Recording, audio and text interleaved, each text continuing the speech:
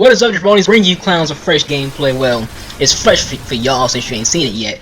But GameSpot had a video that got my attention, and what the guy was pretty much saying or talking about was how different age groups see gaming, and thus our expectations are different from each other's.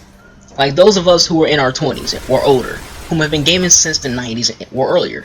Most of us have expectations for new games nowadays because we grew up with basic games, and as those games evolve with us as gamers, our expectations evolve as well. So now we care about story, we care about minor details. Meanwhile, new gamers, kids, teenagers who didn't grow up at a time where they had evolved with the gaming industry, so they don't understand or care about what long-time gamers notice and care about. So you see people usually under the age of 20 who think games like Destiny is just amazing, it's the best thing they ever played. You know, the same thing with Call of Duty games. You think every Call of Duty game is the best game they ever played because they didn't grow up the same way we did when it comes to gaming. You know, while gamers like us, we point out the flaws of these games because we evolved with the industry. We know what to look for and what we want to see in the games we play. Now, something else I want to talk about. Staying in the realm of mentality of gamers, too many gamers are becoming okay with not getting their money's worth in games. A guy had posted how he believes everyone who's like me that points out like Destiny's flaws all have valid opinions and valid reasons to say Destiny's a flawed game. He said he hopes that they fix the things that Destiny has and the things that we could talk about with DLC.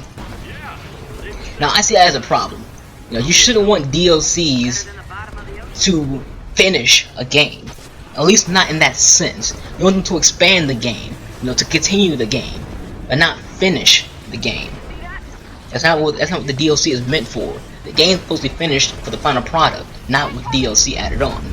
You know, we as gamers are becoming okay with developers selling us games that aren't finished, just to give us the rest of the game as DLC. You know, we can talk about this 24/7. We all know what I'm talking about. Games that we know aren't finished, and we know that the DLCs are nothing but a cash grab.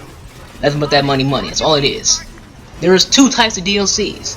Just like what I said about microtransactions, there's two sides to everything. There's two sides to DLCs. There's a good kind of DLCs that one. You know, those are the ones that capitalize on the final product, expands it in a new way that is mostly separate from the actual game.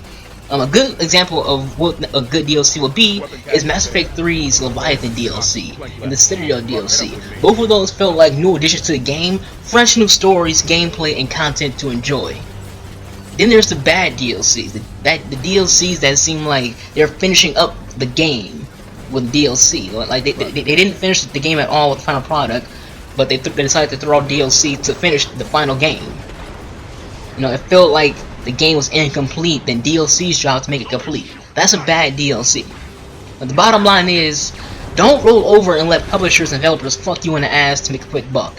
You know, we have a voice. We do. We really do have a voice. I know it seems like we don't because they just do it anyway. People cannot stress this enough. When you talk with your wallet, they start to listen. If you don't want to be buying DLCs to finish your games, don't buy the DLCs. You know, go to the forums of those games and hit up the publishers on Twitter and Facebook and voice your opinion on why you don't like what they're doing. Take him out. No, but that's all I'm talking about in this video, guys. Thank you for watching, jabronis. I'm out.